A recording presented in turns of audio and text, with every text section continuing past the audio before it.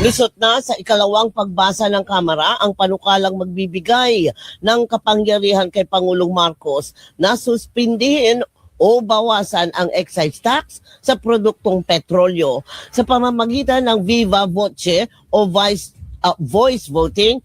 Inaprubahan ang panukalang payagan ang Pangulong suspindihin ang fuel excise tax tuwing may national at global economic emergency o kapag tumuntong sa $80 per barrel ang presyo ng Dubai crude.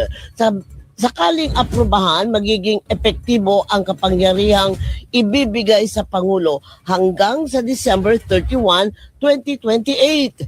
Target ng Senado at Kamara na maipasa ang panukala bago mag-adjourn ang Kongreso sa susunod na linggo. Sesertipikahan din ni Pangulong Marcos bilang urgent ang panukalang emergency powers para pansamantalang suspindihin o bawasan ang buwis sa produktong petrolyo.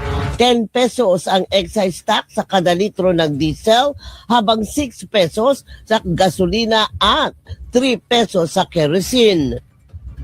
Actually, I will declare it as urgent because there's no point declaring it as urgent before the committee report has been completed.